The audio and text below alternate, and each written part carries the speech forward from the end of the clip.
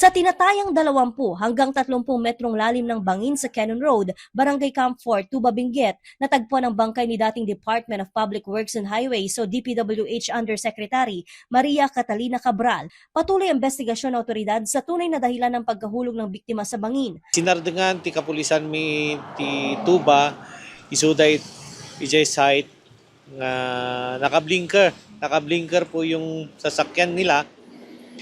At hinintuan ng mga kapulisan natin dito sa Tuba, tinanong kung may problema sila.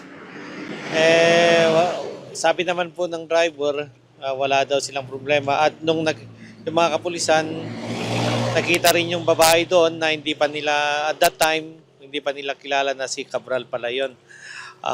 Na sinasabing wala namang problema. Kaya pinagpasan ng pulis.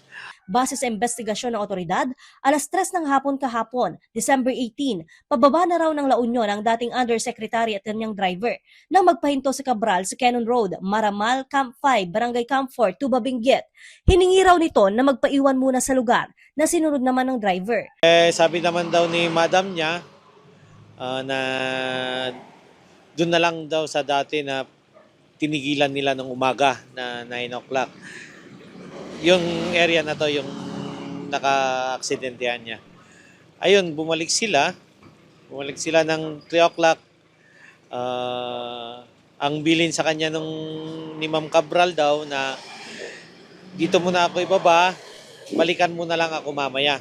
Nagtungo raw sa gasoline station ng driver saka bumalik sa lugar bandang alas 5 ng hapon pero wala na raw sa lugar si Cabral. Hinanap pa raw ng driver si Cabral sa lugar pero bigo niyang mahanap kaya bumalik daw siya sa hotel kung saan nag-check-in ang dating undersecretary. Sa pagbabaka sakaling bumalik doon si Cabral pero wala raw siya roon. Bandang alas 7 ng gabi, bumalik ang driver sa lugar kung saan nagpaiwan ang dating kalihim pero hindi pa rin umano makita si Cabral.